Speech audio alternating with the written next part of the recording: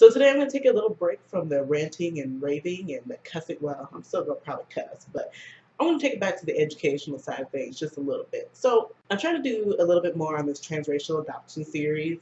And one of the questions I get asked a lot is how my family dealt with my hair being black and having black hair, my family being white. It's a challenge that a lot of transracial adoptees face. So I decided I was going to share my experiences with my family and having black hair, and hopefully give you guys some advice on how to actually work with black hair if you are a white person. Surprisingly, I actually get this question a lot, and I usually always get it from siblings of an adoptee, which I find very interesting and kind of disturbing that the siblings are trying to come up with a solution because the parents aren't actually doing anything. I get that message a lot. Somebody would message me like, I'm white, but I have an adopted sibling who's black and my parents are not doing anything with their hair, and I want to know how the fuck I'm supposed to help them with their hair because my parents aren't doing anything. So I find that a little bit disturbing. So I'm going to talk to you guys about black hair and being in a white family today. So my experience of being in a white family and having black hair was actually, I was very blessed, to be honest. I came out pretty good compared to a lot of people. My mother, who lacks in other places as far as like race and social issues and stuff, she actually really took it upon herself to learn how to do my hair. So number one, she's a very crafty person in general. Like she draws, she paints, she crochets and knits. So learning how to do like braids and stuff was pretty easy for her. But what she did when I was very young, like I was adopted as a child, like literally as 3 days old, a week old, I went back home with my adopted family. So my mother has literally raised me. She breastfed me.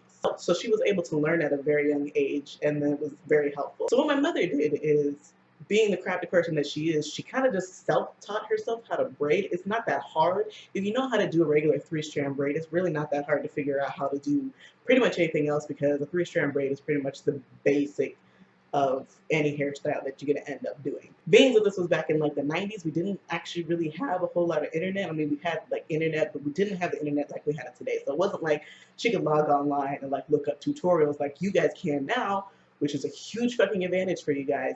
So what my mom did is, keep in mind, we live in Olympia, Washington, which is a predominantly white city. Back then, it was even more predominantly white than it is today. Like there was literally 0 black hair salons. 25 years later, there's like 1 there now. But when I was growing up, there was literally 0. So we actually had to drive an hour and a half up to like north of Seattle to get to a black hair salon. She took me up there for this lady to do my hair, and while she was doing my hair, my mom was watching and learning, and she talked to the woman. She was like, how do I take care of her hair? What are the basics? What do I need to do? And so, the lady explained to her. So I was very fortunate enough to have a mom who actually took the time to learn how to take care of black hair. And honestly, till this day, she knows how to take care of black hair better than most black people I know. Like, it's a little crazy. She knows how to braid better than, she can braid better than me. She can braid better than most black people I know. Like, my mom knows how to take care of hair because she took the time to learn how to do it. I was very fortunate that way.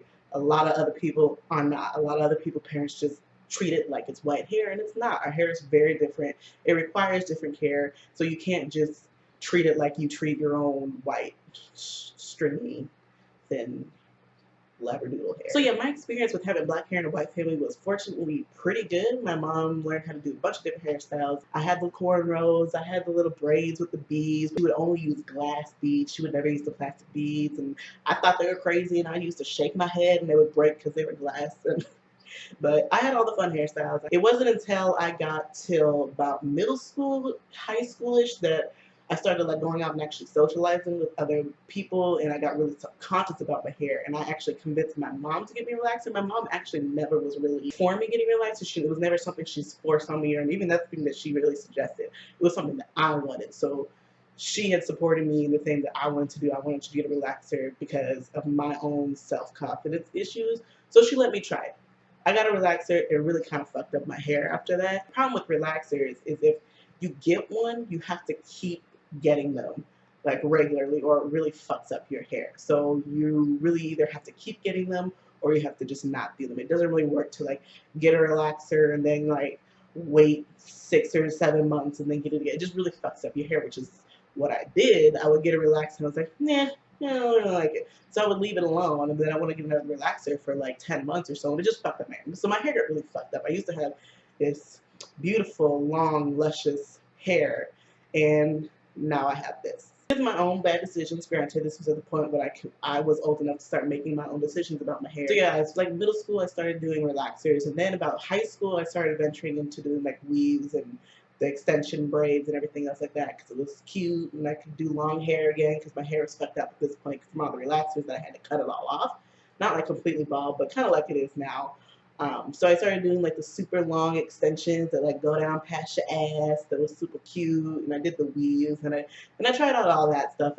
But at that point I wasn't really doing it because it's a protective style. I was just kind of doing it because at that point I was really kind of ashamed of my natural hair and I just didn't want my hair out like this. It was something that I had always been taught by society and the people that I was around, not even really by my family, but just from being around other people, other black people actually a lot, and just kind of shaming that I have these nappy hair, why don't you comb that ugly hair, and all this kind of bullshit. So I just never wanted to have my hair out. So I did relaxers and I did the braids and I did anything that I possibly could to hide it.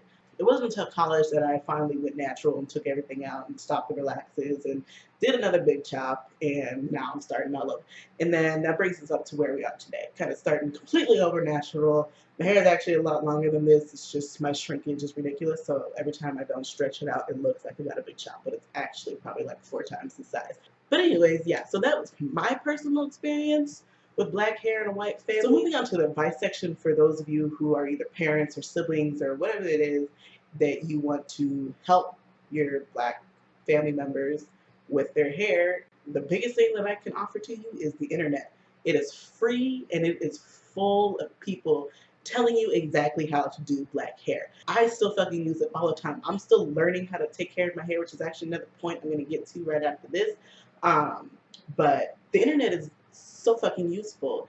Like, we didn't have that when I was growing up. We didn't have YouTube when I was growing up. We didn't have blogs, people putting out literal step-by-step tutorials on the basics of how to take care of black hair. You can literally learn how to be a fucking hairstylist from all the stuff on the internet. So use it.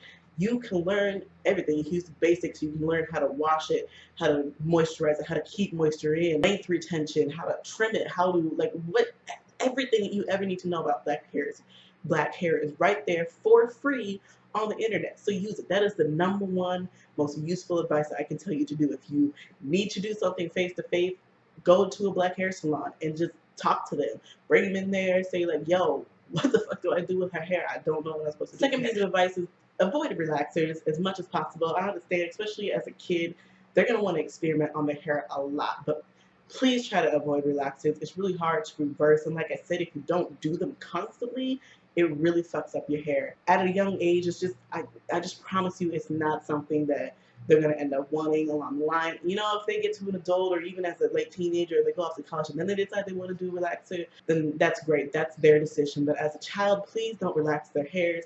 A lot of white people, a lot of white families with black kids just relax their hair because they don't know how to deal with anything that isn't straight hair and it looks like white people's hair. You can't do that. You can't just be relaxing your fucking 4-year-old's hair. First of all, that shit is terrible for your fucking skin and your roots. It is literal chemicals that burn your scalp. It is so bad for you. You can't just be putting that shit on your baby's hair because you too lazy to learn about black hair. Just fucking learn about the black hair and stop fucking torturing your child's scalp and their hair and fucking up them in the future. Just don't do that. Just avoid relaxers at all costs. Just, if they're going to do a relaxer, make sure that it's their decision and not your decision that you're making because you're too lazy to learn about black people. Use black hair products.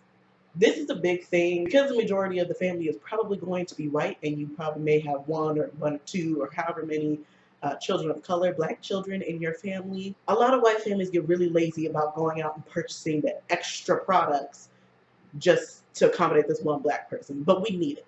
I'm sorry to bust your bubble. I'm sorry to make you spend the extra $5 it takes to get products that your child needs, but our hair is not the same as white people's hair. We can't be putting the same fucking products that y'all be putting in your ugly, greasy hair into our hair. We can't do that. Y'all need to go buy products that are made for people with curly hair, for black hair. And there are so many different brands. You can get them for cheap. You can even make them yourself if you're so worried about them being super expensive. You can make hair products yourselves with probably the shit that you have in your kitchen. You probably don't even need to take a trip to the store.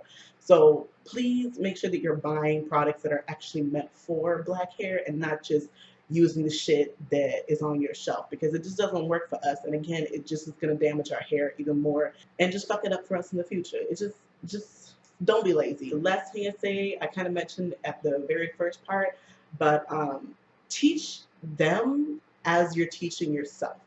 You have to understand that Black people who are raised in Black families and within Black culture, they learn how to take care of the hair because they have this community of Black people around them who's teaching them as they go.